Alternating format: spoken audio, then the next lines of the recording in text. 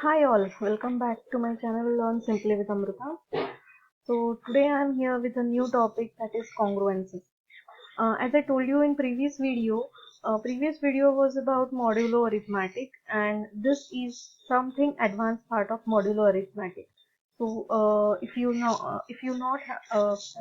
have not seen that video, please check in the description box. You will find the link of video, and please see that video and then listen this video, because this is the advanced part of modulo arithmetic.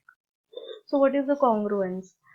If we go with the dictionary meaning of congruence or congruent, the dictionary meaning of congruence is similar or equivalent. So what is that? I will show you with a simple example of congruence or congruent, which you have learned in geometry. I'll take examples such as I'm having a triangle, something like this. Okay, and I'm having one more triangle, something like this. Please just observe, or don't go with all the dimensions, but if I say these two triangles are similar, just consider these two triangles are similar, because I cannot draw properly here with the pen.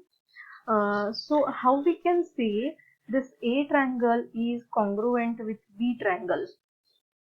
So the concept from geometry says that if these two triangles are congruent to each other, meaning of this is if we rotate or if we transform this triangle somehow, then we can say all the dimensions of both the triangles are same, and in that case these two triangles are congruent to each other.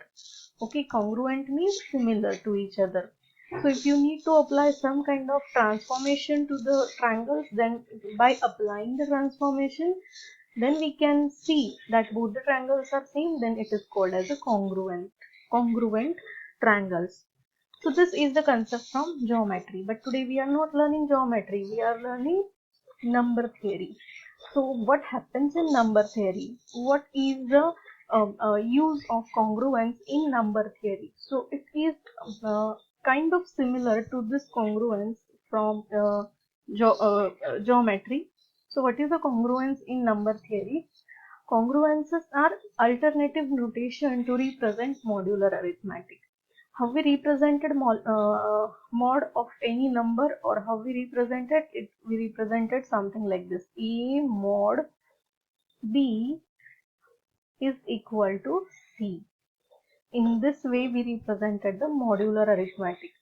Now, we are saying that the modular arithmetic, and this is, or congruence is, the representation of modular arithmetic in alternative way. So this is the alternative way of representation of modulo arithmetic. How we can read it, or how this particular expression says A is congruent with B mod M. So congruence is represented with three parallel lines. Just take example. 3 is congruent with 5 when we take a mod with 2. Right, this is how we can read it. So it says that 3 is congruent to 5 with mod 2. Okay. Now, if we go with the specific definition of congruence, the definition says if A mod M, see, this is A, this is M, and this is B. So if A mod M we take, that should be B. Okay, answer should be B. Then we can say A is congruent to B mod M. So there you will find two definitions of congruences. One is A is congruent with B when you take mod M. Okay. Now another definition is A mod M. If you take A mod M, the answer should be B. Then we can say A is congruent with B mod M. So how it is, I will tell you in further examples.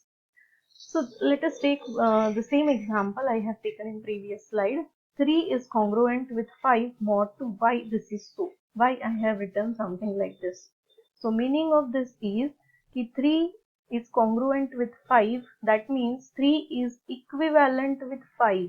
When it is equivalent with 5, when you take mod of these two numbers with 2. Okay, so what it says, I'll just write in simple form. If I'll take mod of 3 with 2, and if I'll take mod of 5 again with 2, so what it says, what is the answer? Answer is 1 for both. Now, if check here, if the remainder are same for both the operations, then we can say 3 is congruent with 5 when you take mod with 2, right? This is called as congruence, right? So, we can say in the world of mod 2, there are different possibilities. When you go with mod 2, now just I will take example something like this. 4 mod 2. What is the answer? See, what is the answer? Answer is 0. Remainder is 0, right? So, in a world of mod 2, how many possibilities are there for this type of answer? So, the possibilities in a world of mod 2 are 0 and 1. Just take any example and divide any number by 2 and find out what is the remainder. If remainder is 0, else remainder would be 1. Only two answers you will be getting out of it, and that is called as the, in a world of mod 2, you will find only two possibilities, and if you just observe, the possibility is less than one number by that mod value, okay, or modulus we can say, right? Now, this is about the mod 2. If I'll go with mod 3, right? If I'll go with mod 3, so in a world of mod 3, what are the possibilities? What are the possibilities? Possibilities are, that means if I divide any number by divide any number by 3, then what are the possibilities of remainder? Possibilities are 0, 1 and 2.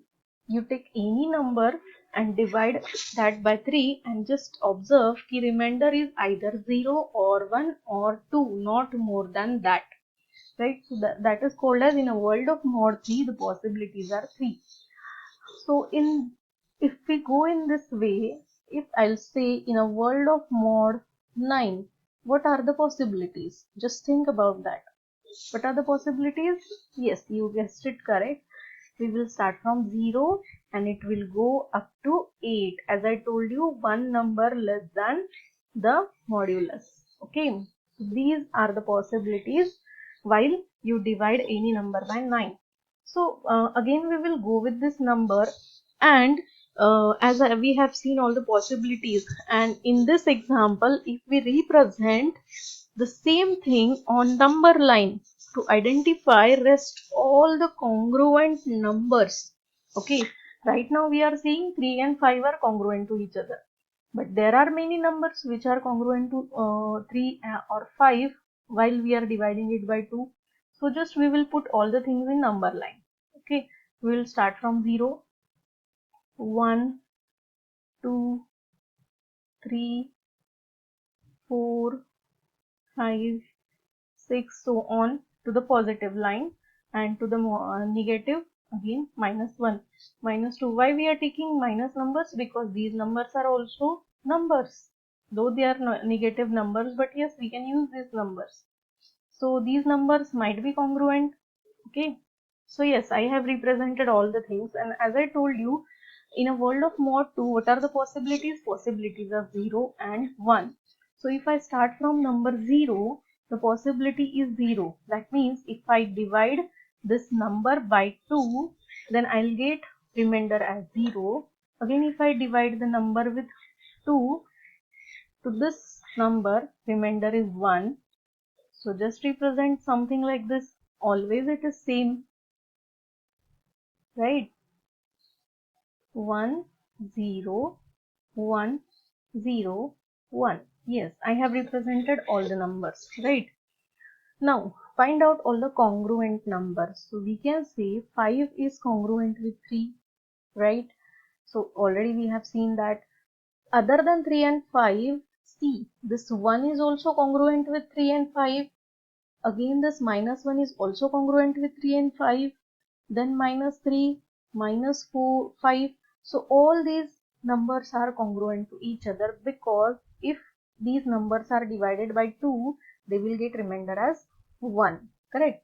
Now all the remaining numbers 6, 4, 2, 0, minus 2, minus 4, all these numbers are congruent to each other, but we cannot say 5 is congruent to 6 in a world of mod 2. No, right? These are not congruent, because if I divide it by 2 and if I divide it by 2, remainders are not same, right? So this is about the congruence. So the operations which you can perform on the congruences, we have seen in modular arithmetic as well, the operations which we can perform on the modular arithmetic, such as all the arithmetic operations. So same operations we can also perform on the congruences. The operations are addition, subtraction, multiplication, and in some cases division too. Okay. So the addition, how to perform addition? Addition is, let's say this is first expression. Okay, this is expression 1 and this is expression 2. So if I need to add these two expressions, so how to add? Just see here, x with a, y with b you need to add, and here mod n will be common. So just see here, we have represented x plus a congruent to y plus b mod n. This is how we can add two expressions. Subtraction, again it is same, just put the minus here in between two numbers. Then arithmetic operations such as multiplication. So for the same example, if I want to multiply this first expression with second expression, then xa congruent to yb mod n. Mod n is common, yes, but if you want to add or if you want to perform arithmetic operations on this type of expression, your modulus should be same. Okay, this should be same, n should be same. And division, in some cases division works, but in some cases it doesn't work.